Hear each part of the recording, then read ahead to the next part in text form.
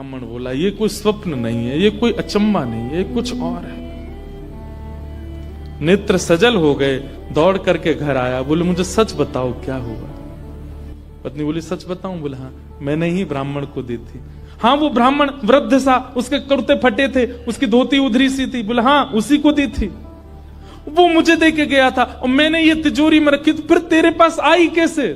बोले मुझे जब पता चला कि आप क्रोध करके आएंगे और मेरे को बहुत सुनाएंगे, डांटेंगे, मारेंगे, तो मैंने सोचा कि मैं इससे अच्छा तो अपने प्राण त्याग दूं।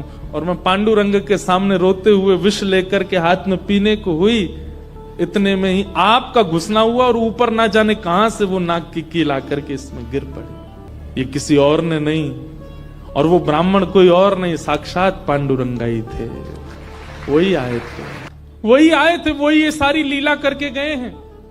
मैंने जीवन भर भजन किया, जीवन भर विचार किया, दान करूं, पुण्य करूं, सत्कर्म करूं, यज्ञ करूं, पर आपने मुझे कभी अनुमति नहीं दी।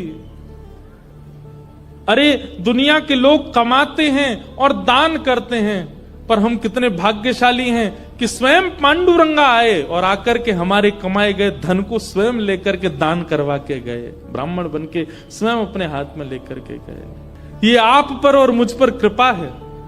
उसी समय ब्राह्मण ने मन में सोचा, मैंने जीवन में एक कार्य भी अच्छा नहीं किया, मैंने जीवन में एक कृत्य भी ऐसा नहीं किया जिससे ठाकुर जी मुझसे प्रसन्न हो, लेकिन मैं इतना अधम, इतना पापी, इतना दुष्ट, इतना अयोग्य, फिर भी मुझे ठाकुर जी ने इस योग्य समझा। और योग्य क्या समझा? मेरी दुकान पर आकर के ठाकुर जी याचना कर रहे थे कि मैं कुछ दे दूं।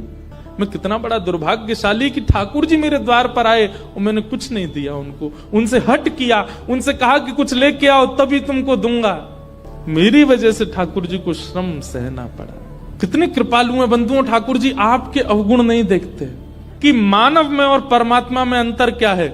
मानव वो जो सब अत्यंत गुणवान में भी अवगुण देखता है, और ठाकुर जी कौन? जो अत्यंत अवगुणी में भी एक गुण देख लेते हैं, इसमें ये गुण है। कितने कृपालु हैं बंधुओं ठाकुर जी, आपके अवगुण नहीं देखते।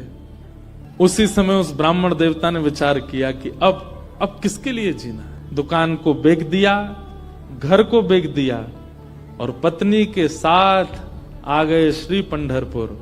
और पंढरपुर में विठल भगवान के आगे आकर के बहुत रोए, याचना करने लगे, नाथ मेरे दुकान पर आप खड़े हो गए आकर के, और मैंने आपको इस प्रकार से दुत्कार दिया, इस प्रकार से आपको कर दिया।